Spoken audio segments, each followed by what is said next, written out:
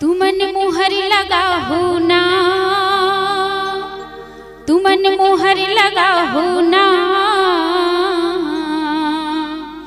गीला से छापा माँ मोहर लगा हो ना, तुमन मोहर लगा हो ना, तुमन मोहर लगा हो ना, गीला से छापा माँ मोहर लगा हो ना, तुमन मोहर लगा हो ना।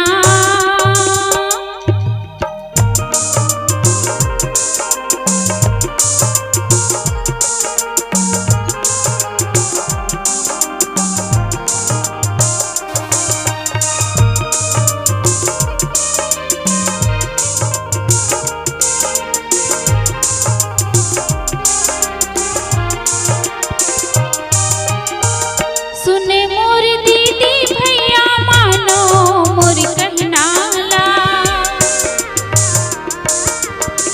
सुख दुख के साथी हावे राकेश वर्मा भैया। सुने मोर दीदी भैया मानो मोर कहना ला, सुख दुख के साथी हावे राकेश वर्मा भैया। गीला से छापा मतुमन, गीला से छापा मतुमन, मोहर लगा हो, तुमन मोहर लगा हो ना, तुमन मोहर लगा हो ना, गीला से छापा माँ मोहर लगा हो ना, तुमन मोहर लगा हो ना, तुमन मोहर लगा हो ना, गीला से छापा माँ मोहर लगा हो ना, तुमन मोहर लगा हो ना।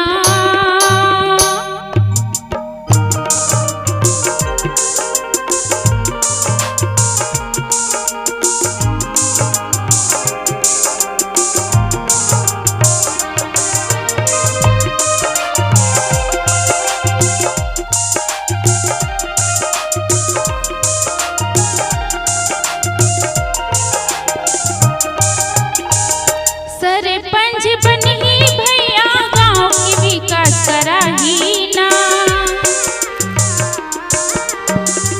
20 फरवरी की गीला से छापे माँ मोहर लगा हो ना। सरपंच बनी भैया गांव की विकास कराही ना, 20 फरवरी की गीला से छापे माँ मोहर लगा हो ना।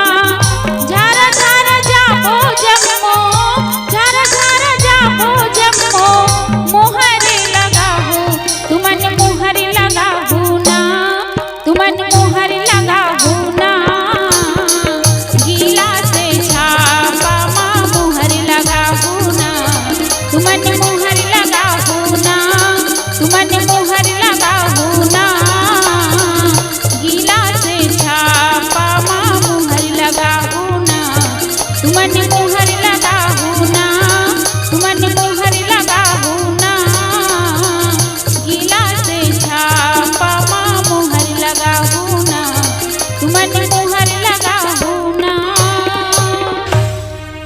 आवा मोर बहनी, आवा मोर भैया, आवा संगवारी,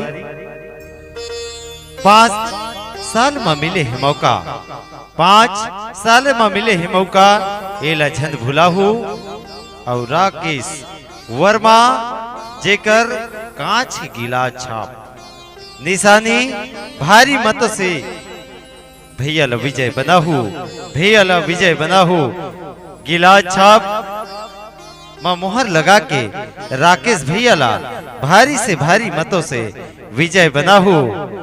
20 फरवरी के मतदान केंद्र में जाना है और भैया ला